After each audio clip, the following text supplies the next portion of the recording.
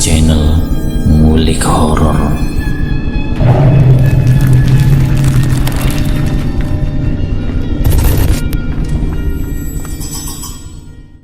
Assalamualaikum warahmatullahi wabarakatuh. Kembali lagi di channel Ngulik Horor. Channel ini menceritakan tentang kisah-kisah misteri. Pada kesempatan kali ini saya akan membawakan kisah misteri yang diambil dari YouTube-nya Ngulik Misteri dan ditulis oleh @nafila. Kalian juga dapat mengunjungi YouTube-nya Ngulik Misteri ya. Nanti link saya akan sediakan di kolom deskripsinya. Oh iya, di dalam cerita ini nama dan tempatnya disamarkan semua ya, untuk menjaga privasi pihak yang terlibat di dalamnya. Yuk daripada kita lama-lama, langsung saja kita simak ceritanya. Bismillahirrahmanirrahim. Kali ini saya akan membawakan kisah misteri yang berjudul Kesaksian Seorang Sopir yang Akan Dijadikan Tumbal. Di kesempatan kali ini saya akan menceritakan salah satu pengalaman sopir yang pernah bekerja di salah satu tempat yang majikannya ini melakukan pesugihan. Sebut saja si sopir ini namanya Doni. Doni bekerja di tempat majikannya yaitu Pak Tommy. Pak Tommy punya usaha di bidang konveksi yang secara pendapatan usaha yang ditekuni dan dikelola Pak Tommy ini bisa menghasilkan untung yang besar. Pengalaman Doni sebagai sopir travel pengantar barang sebelum terjadinya kejadian aneh tentang meninggalnya orang tuanya Pak Tommy yang meninggal secara mendadak. Sebelumnya itu Pak Tommy sebagai pengusaha konveksi yang sederhana saja. Pak Tommy tidak begitu terlihat kekayaannya karena usaha yang bergerak di bidang konveksi ini sangat sederhana. Bahkan hampir 7 tahun lamanya usaha yang ditekuni Pak Tommy hanya begitu-begitu saja, tidak membuat perubahan yang banyak, hanya bisa membeli motor dan merenovasi rumah saja. Tapi semenjak kematian orang tuanya Pak Tommy yang secara mendadak, di pertengahan tahun setelah kematian orang tuanya, usaha yang dilakukan Pak Tommy berubah secara drastis. Yang tadinya karyawannya hanya 10, sekarang Pak Tommy mempunyai banyak cabang konveksi yang ditempatkan di berbagai desa, bahkan kota-kota yang ada di wilayahnya. Di sini Doni tugasnya adalah untuk mengantar barang ke pelanggan-pelanggannya. Karena Doni ini bekerja sudah lama, bahkan dari Pak Tommy merintis usaha konveksi, Doni sudah ikut bekerja dengannya. Doni mengantarkan barang pesanan dari Pak Tommy untuk pelanggannya itu biasanya 2 kali dalam seminggu. Tapi semenjak kejadian itu, Doni bisa mengirimkan barang sampai 3 kali dalam seminggu. Usaha yang dikelola Pak Tommy berkembang secara pesat. Yang tadinya selama 7 tahun hanya menghasilkan renovasi rumah kecil-kecilan dan hanya mempunyai motor biasa saja. Tapi setengah tahun semenjak kematian orang tuanya, Pak Tommy ini mempunyai beberapa aset yang sangat berbeda dari sebelumnya. Pak Tommy mempunyai cabang yang banyak, motor yang selalu gonta-ganti tiap bulannya, dan mobil pun bisa dibeli dengan mudahnya. Dan yang pasti tentang perubahan rumah yang dulu dia tempati sekarang menjadi rumah yang sangat besar yang sudah tidak digunakan untuk usaha konveksinya lagi karena usaha konveksinya dipindahkan di lain tempat. Rumahnya itu hanya digunakan untuk dirinya dan juga istri dan kedua anaknya. Semenjak Doni bekerja di tempatnya Pak Tommy ini, Doni merasakan ada hal yang aneh.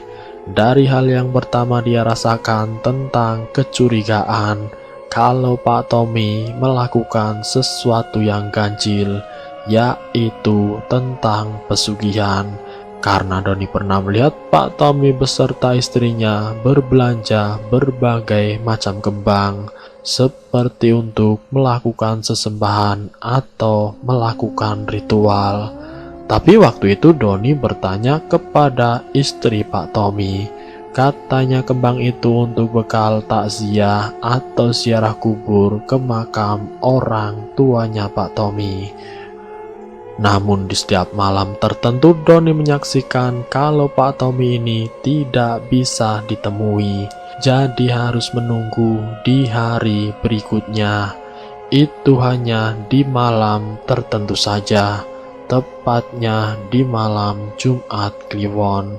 Pasti di malam itu Pak Tommy tidak bisa ditemui, dengan alasan Pak Tommy sedang sibuk dengan pekerjaannya. Di beberapa hari Doni melihat perilaku aneh dari istrinya Pak Tommy.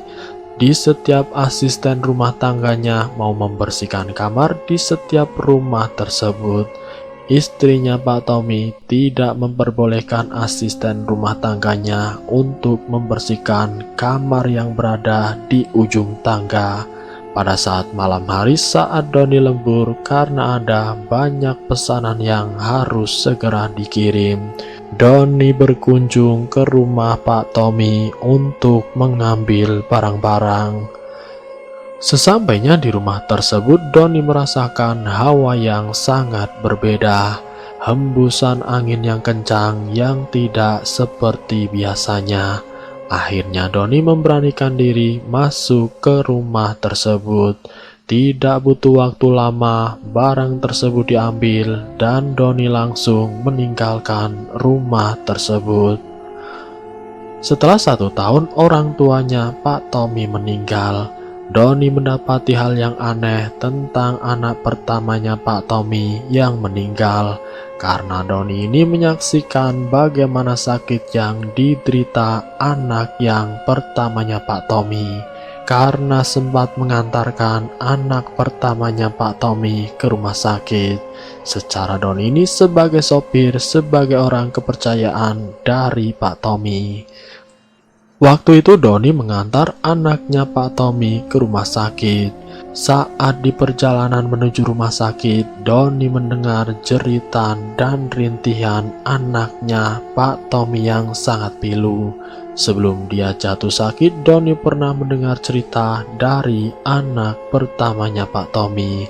Katanya dia pernah didatangi makhluk yang berukuran besar, yang seakan-akan ingin memakannya dan mencengkramnya. Doni yang waktu itu mendengar cerita tersebut semakin curiga dengan majikannya kalau Pak Tommy ini melakukan pesugihan.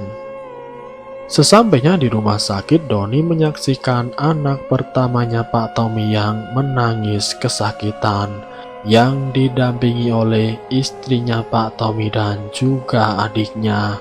Dan waktu itu Pak Tommy sedang keluar kota, jadi tidak bisa mengantarkan anaknya yang sedang mengalami sakit. 1 minggu lamanya dia dirawat di rumah sakit, namun nyawanya tidak tertolong. Seminggu sebelumnya keadaan anak pertamanya Pak Tommy ini sehat-sehat saja. Doni benar-benar merasakan hal yang aneh dan ganjil. Apakah benar kalau majikannya ini melakukan ritual pesugihan? Kekayaan yang dimiliki Pak Tommy sekarang tidak bisa diukur dan dihitung. Doni semakin bingung apa yang harus dilakukannya.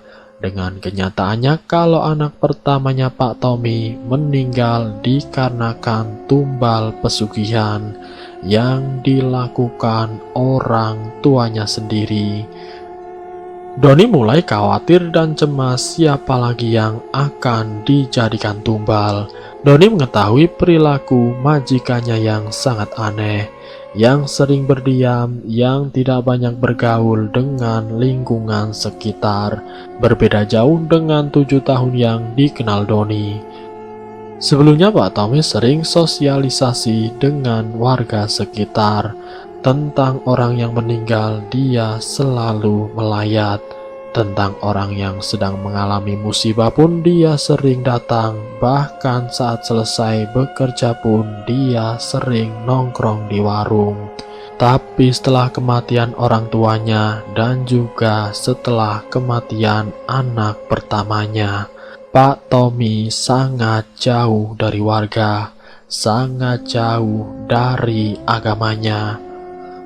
Bukan itu saja yang membuat Doni cemas dan khawatir kalau nanti di tahun berikutnya dirinya yang akan dijadikan tumbal.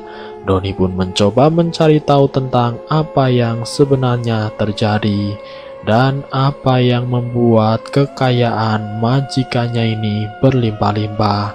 Setelah anak pertamanya meninggal dunia, 2 bulan kemudian usahanya Pak Tommy semakin meningkat dengan kekayaan yang melimpah yang membuat Doni ini semakin yakin pesugihan yang dilakukan majikannya benar-benar pesugihan yang membuat kekayaannya semakin berlimpah.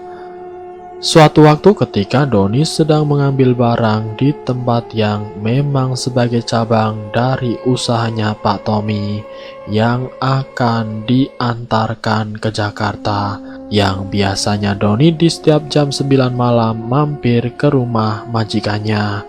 Namun Doni tidak ditemui oleh Pak Tommy, tapi ditemui oleh istrinya. Waktu bertemu dengan istrinya, Doni meminta uang sebagai bekal berangkat ke Jakarta. Tapi saat dia mencoba untuk menyalakan mobil, tiba-tiba mobil yang dikendarinya mengalami problem.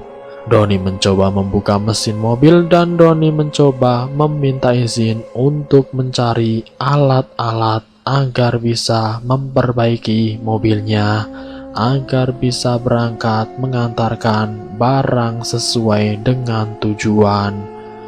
Doni pun kemudian meminta izin untuk mengambil alat untuk memperbaiki mobil, dan istrinya Pak Tommy pun mengizinkan. Kamu masuk ke arah belakang saja, di belakang rumah ini pokoknya lurus saja.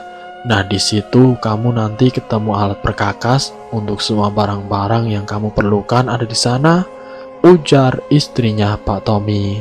Karena Doni belum pernah masuk sampai ke arah belakang rumah besar tersebut, saat Doni masuk ke arah yang ditunjukkan oleh istrinya Pak Tommy, Doni merasakan hawa yang dingin yang membuat bulu kuduknya merinding. Doni merasakan detak jantungnya yang semakin berdebar-debar saat dirinya menuju kamar belakang itu. Doni melewati kamar yang memang keadaannya tidak ada penerangan sama sekali. Di depan kamar tersebut ia mendengar auman dan juga ramai seperti hewan buas. Halusinasi Doni semakin nyata dengan detak jantung yang semakin kencang dan rasa takut yang kian memuncak. Doni langsung mencari alat yang diperlukan untuk memperbaiki mobilnya. Karena ketakutan itu muncul, alat yang ditarik itu sembarangan. Entah Doni mengambil alat apa. Sementara suara seperti hewan buas ini semakin keras. Doni semakin takut mana barang yang harus diperlukannya belum terambil semua. Setelah Doni berusaha tenang dan menghalau ketakutannya, akhirnya alat tersebut ketemu. Doni langsung lari menuju ke arah depan. Rasa was-was itu semakin hadir saat menemui istrinya Pak Tommy. Doni ingin menanyakan dan menceritakan apa yang dialami barusan. Namun Doni tidak berani menceritakan kepada istri Pak Tommy. Doni pun mencoba membenahi mobilnya dan langsung saja karena mobil yang tiba-tiba menyala kembali dan perkakas yang tadinya harus ditaruh di belakang karena rasa takutnya yang belum sirna, akhirnya alat itu dibiarkan di ruang depan tanpa harus mengembalikannya ke area belakang. Kemudian Doni pun pamitan kepada istri Pak Tommy untuk pergi menuju ke Jakarta. Doni pun melanjutkan pekerjaan seperti biasanya. Tapi sepanjang perjalanan dia masih mengingat suara yang didengar di ruang belakang rumah Pak Tommy. Perasaan curiga, perasaan khawatir yang muncul di dalam dirinya membuat Doni ketakutan, dan rasa curiganya kian memuncak jika majikannya benar-benar melakukan pesugihan di malam-malam tertentu yang memang tidak bisa ditemui oleh siapapun. Rasa curiga dan penasarannya Doni kini memuncak. Pada keesokan harinya saat Doni berkunjung ke rumahnya Pak Tommy, Doni meminta izin kepada Pak Tommy untuk mengambil barang perkakas untuk bisa dibawa ke dalam mobil untuk berjaga-jaga saat dia mengantarkan barang atau sedang melakukan perjalanan. Diizinkan oleh majikannya, Doni pun mencari barang menuju ke arah belakang. Sesampainya di sana, Doni mendengar suara seperti tempo lalu. Benar-benar suara itu sangat jelas didengarnya. Apa mungkin kalau majikannya memelihara hewan buas? Di pagi hari, suara itu benar-benar bisa didengar oleh Doni. Doni yang mengambil satu persatu perkakas yang akan dibawa di dalam mobil untuk jaga-jaga. Doni mencoba mengabaikan suara yang didengarnya, tapi perasaan takut itu pun muncul kembali. Selesai mengambil perkakas, Doni lewat dan mencoba menengok pintu kamar tersebut. Karena rasa penasarannya, Doni mencoba mengintip ke kamar tersebut. Dan Doni melihat banyak alat sesajen dan bau kemenyan dan juga suara yang benar-benar semakin jelas. Singkatnya, di malam harinya saat Doni berada di rumah, ia menceritakan kejadian yang dialaminya sewaktu berada di rumah Pak Tommy. Saat dia mengambil perkakas, 2 kali kejadian yang sama tapi berbeda waktunya. Pengalaman yang dialami Doni saat melintasi kamar yang banyak sesajen. Istrinya Doni mendengarkan satu persatu pengalaman yang dialami oleh suaminya. Istrinya sangat kaget dan takut, apalagi posisi istrinya yang sedang hamil muda, antara harus menyuruh suaminya berhenti dari majikannya atau tidak, sementara gaji yang didapati itu jauh lebih besar dari waktu Doni bekerja di tempat lain, yang bekerja hanya 2 minggu sekali.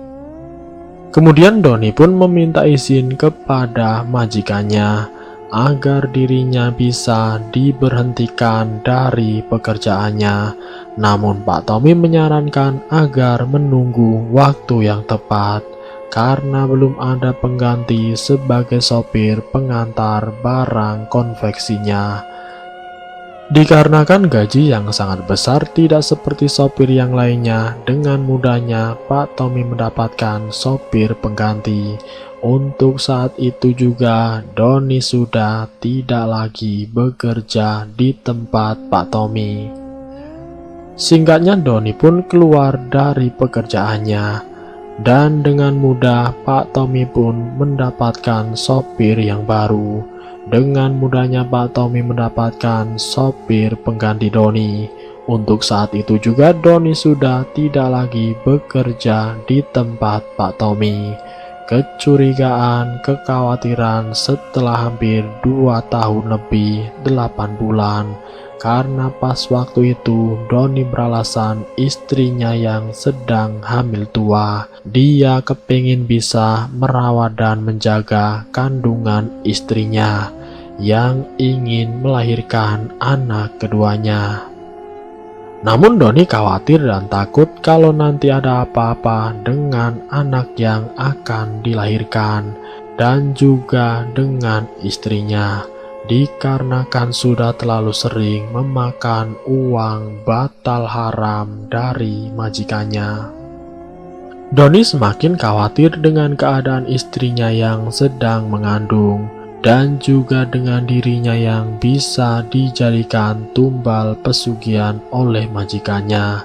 Setelah dia keluar dari tempat dia bekerja, kejadian-kejadian aneh mulai dialami oleh Doni. Saat berada di dalam rumah saat sedang menjaga istrinya, Doni mendengar suara yang sama saat dulu dia mengambil perkakas mobil. Doni mendengar suara yang jelas, suara auman seperti hewan buas, suara erangan, dan juga suaranya berada di sekeliling rumah yang ditinggali Doni. Padahal rumahnya Doni itu sekelilingnya tidak ada pepohonan ataupun kebun. Maka munculnya suara itu terbilang aneh. Suara yang sering terdengar juga bukan cuma itu saja. Doni kini benar-benar merasakan kekhawatiran yang sangat besar. Doni pun memimpikan kalau istrinya yang sedang mengandung ditarik oleh sosok yang sangat aneh. Sosok hitam yang berbulu menarik-narik tangan istrinya. Karena mimpi tersebut, Doni bingung harus bagaimana dia mencari pertolongan. Karena khawatir dengan istrinya dan anak yang di dalam kandungannya, Doni menceritakan kepada istrinya tentang mimpi yang dialaminya. Kalau istrinya sedang dicari-cari makhluk tinggi besar berbulu lebat. Istrinya pun menyarankan agar Doni meminta pertolongan kepada orang yang tidak jauh dari tempat tinggalnya. Saat itu juga Doni langsung mendatangi ke kediamannya. Doni menceritakan satu persatu tentang awal mula orang tuanya Pak Tommy yang meninggal, tentang anaknya yang meninggal, dan tentang suara aneh saat ia mengambil perkakas. Satu persatu semua dijelaskan kepada Pak Ustadz, dan Doni pun menceritakan tentang mimpinya kalau istrinya itu ditarik oleh sosok yang berbulu hitam. Pak Ustadz itu pun memberikan suatu pelajaran yang harus dilakukannya agar dirinya bisa terlepas dari jerat majikannya. Mungkin istrinya Doni sudah menjadi incaran Pak Tommy yang nantinya akan dijadikan tumbal pesugihan. Pak Ustadz memberikan suatu saran, suatu cara yang nanti akan dilakukan oleh Doni dan istrinya agar selamat dari majikannya, karena sudah terlalu sering atau banyak memakan bagian harta dari majikannya itu. Untuk membersihkannya, Doni harus memberikan amalan yang memang harus dilakukan oleh Doni dan keluarganya. Dengan tekun Doni melakukan apa yang diajarkan oleh Pak Ustadz. Bertepatan dengan istrinya yang akan melahirkan saat istrinya dibawa ke rumah sakit yang sedang mengalami pendarahan, istrinya sedang berusaha dengan sekuat tenaga ingin melahirkan anaknya. Doni sangat khawatir, tapi karena keyakinannya kalau Sang Pencipta masih melindungi dia dan keluarganya.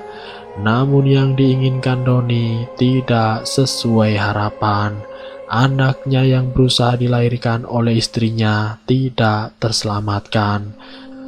Setelah anaknya Doni meninggal, ada bagian keluarga sopir barunya Pak Tommy yang meninggal dunia.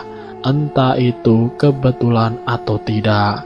1 tahun tepat setelahnya anaknya meninggal. Apakah itu dikarenakan tumbal dari majikannya, atau memang sudah menjadi takdir daripada kematian keluarga si sopir itu? Di tahun berikutnya, sopir yang menggantikan Doni ini meninggal karena kecelakaan saat ia sedang mengantarkan barang. Entah kebetulan atau tidak, mulai dari orang tuanya Pak Tommy, anaknya Pak Tommy yang pertama, anaknya Doni, dan juga keluarga dari sopir barunya. Bahkan sopir itu sendiri 1 tahun setelah ada yang meninggal, 1 tahunnya lagi pasti ada orang yang meninggal lagi. Sampai saat ini Doni pun sangat yakin kalau Pak Tommy benar-benar melakukan pesugihan. Doni sering mendengar tentang orang-orang terdekat yang berhubungan dengan Pak Tommy, banyak yang meninggal secara mendadak. Entah itu karyawan konveksinya atau dari keluarga karyawannya yang bekerja.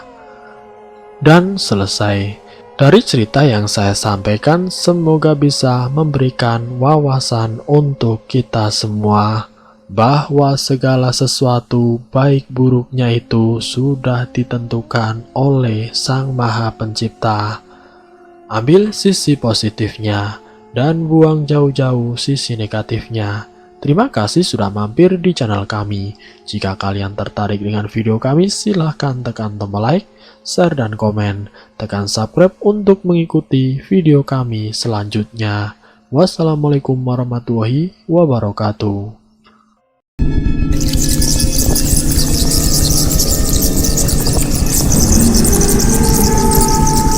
Selamat datang di channel Ngulik Horor.